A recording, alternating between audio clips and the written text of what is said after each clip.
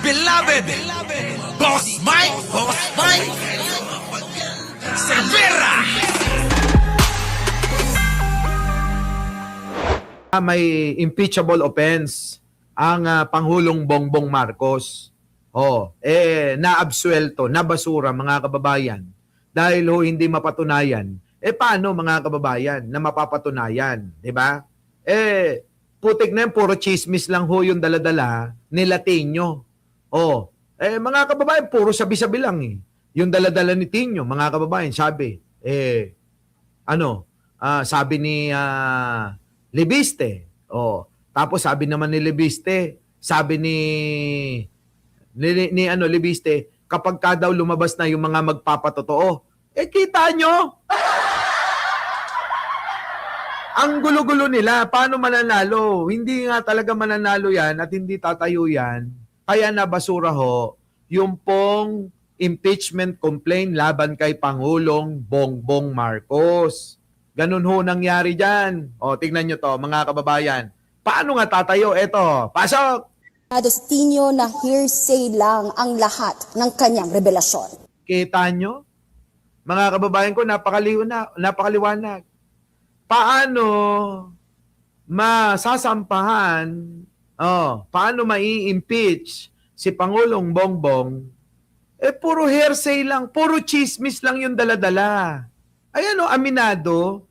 Aminado tong si Tenyo, bobo rin to eh. Abogado yan mga kababayan abogado yan. Pero mga kababayan, ang daladala, eto. Pero aminado si Tino na hearsay lang ang lahat ng kanyang revelasyon. Kita nyo? Hearsay! Tatayo ba yan? Pero aminado si Tino na hearsay lang ang lahat ng kanyang revelasyon. Pero aminado si Tino na hearsay lang ang lahat ng kanyang revelasyon. Pero aminado si Tino na hearsay lang ang lahat ng kanyang revelasyon. Pero aminado si Tino na hearsay lang ang lahat ng kanyang revelasyon. Ayan ilang ulit na yan. Baka hindi pa maintindihan ng mga DDS. Tapos ginagamit yung sinabi ni Tino na meron nga daw text message, conversation. Ayun na nga aminado na nga na hearsay, chismis, sabi-sabi. Ang mga naniniwala sa sabi-sabi, mga walang bait sa sarili. Tama mga kababayan ko? Tuloy natin. Kinakita lang sa akin, wala naman ako doon. Putik na yan Uy, Tinyo, mahiya ka nga. Pinakita lang daw sa kanya pero wala siya doon. Wala stick mga kababayan ko. Ewan ko na lang. Kinakita lang sa akin, wala naman ako doon. May hearsay pero may paliwanag si... Kita niyo mga kababayan ko? Hearsay mga kababayan. Tapos siya yung nagte-testify, ginamit ang plenaryo, nag-privilege speech para po sabihin na meron pong ganito, ganyan, ganito, pero wala namang ebidensya. Putik na yan. Tapos, gamit na gamit ngayon, itong mga sinasabi na itong isang gonggong na to, na mga kababayan, gamit na gamit ng mga DDS. Si Rarin yata tuktok na ito eh. Si Congressman Libiste. Ayaw, di ma. Putik na yan, galing dito kay Leandro daw. Ayan, ano sabi? May hearsay pero may paliwanag si Congressman Libiste. Ayaw, di ma. May paliwanag daw si Libiste. Anong paliwanag niya? Hihintayin niya rin daw yung may hawak nung text message. Putik. Bang klase talaga. Ayoko na mga kababayan pagkaganyan. Dito na lang tayo sa Sangano. Susi. Ayan yan Sige na, okay na. Nakita ka na eh. Nakita na eh. Sabi, nakita ako. Nawawala tuloy pagka dumarating si Jen Angeles eh. Sa totoo lang kapag February 14, pag nakikita ko si Jen Angeles naalala ko ang meaning ng pag-ibig eh. Ganon din ba kayo? Teka nga, oo. Basta bobo to. Oo. Basta bobo, tatanga-tanga, itong si Tinyo, ha? Kayo mga kababayan, ganon din ba kayo? Oy, ikaw Arnold Lopez, ganon din ka ba? Ganon ka rin ba? Na kapag nakikita mo si Ai Chang ng February 14 pinapaalala niya sa iyo ang kahalagahan ng salitang pag-ibig. Ganon din ba kayo? Paki-comment nga sa mga nagiging ganon. sabi ni Leonora Brown, Boss Mike, nag-date na ba kayo ni Jen? Hindi pa. Bakit? Bakit, mga kababayan? Bakit? Hindi pa. Busy mga kababayan sa negosyo niya eh. Abay, mga kababayan, 24 oras gumagawa ng bulaklak eh. Oo, ganun, mga kababayan ha. Oo, kita nyo, di kumikitang kabuhayan siya. Ay, nako.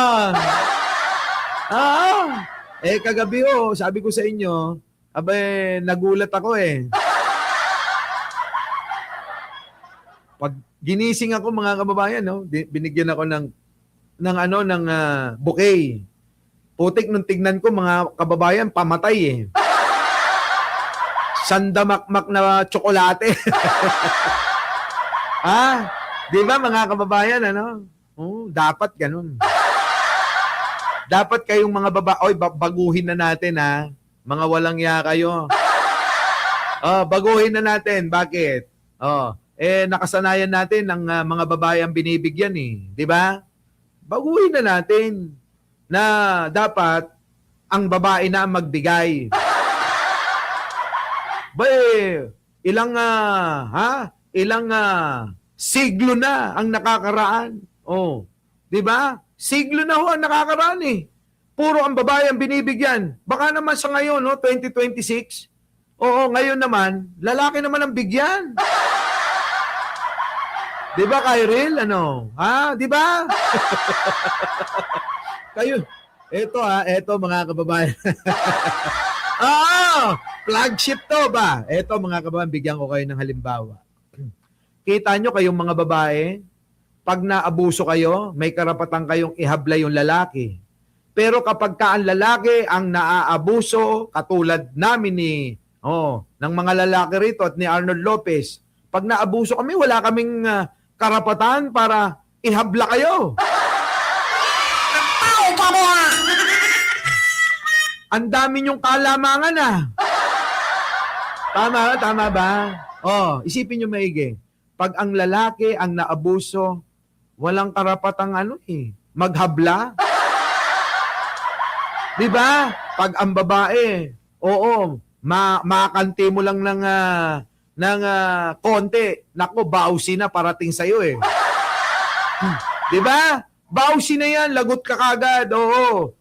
Pagka umabot pa ng wala pa siya 24 oras, makukulong ka pa. Subukan mo sa kanila, yung mga babae, bugbugin ka, kalmut-kalmutin ka, sapak-sapain ka, sampal-sampalin ka. Hindi ka po pwede talagang magdemanda. Hindi ka rin pwedeng magreklamo. Di ba? Sana nga merong restriction na ganun. Jojo Chavez, na kapag ka nagbuntis na, yun, pwede nang pumasok doon. Pero kung syota pa lang, as partner pa lang, live-in pa lang, wala pa kayong anak, dapat walang sakitan. Lugi ang mga lalaki. Tulad nung ex ko. Palibasa mabait ako, hindi ako bumabawi. Aba mga kababayan, kinalmot-kalmot ako sa mukha eh. Sabi ba naman niya, sisirain ko yung mukha mo para walang magkagusto sa'yo.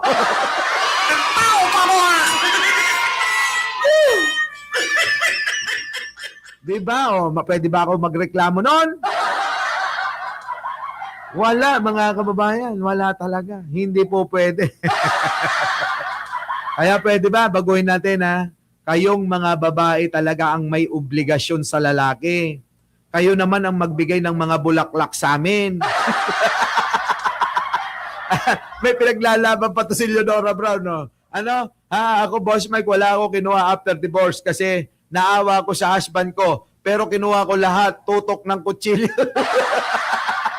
Ayop ka. Di ba, mga kababayan?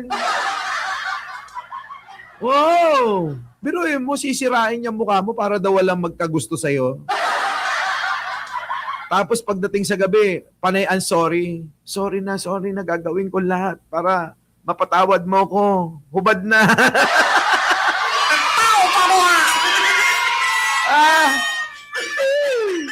Grabe.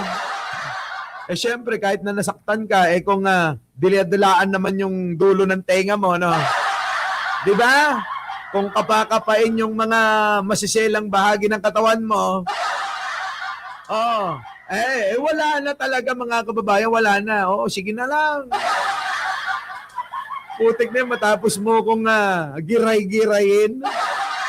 Matapos mo kung kalmut-kalmutin, eto na, babawi na raw siya. Ay, nako! Alam nyo, mahina ako sa ganyan eh. Kapag ka hinalik-halikan ka na, mula sa tenga, di ba? Labi mo, liig mo, pababa sa dibdib mo, hanggang sa, Oo! Sige na, masasabi ko na lang, pwede ba ganito na lang, wag na tayo mag-aaway.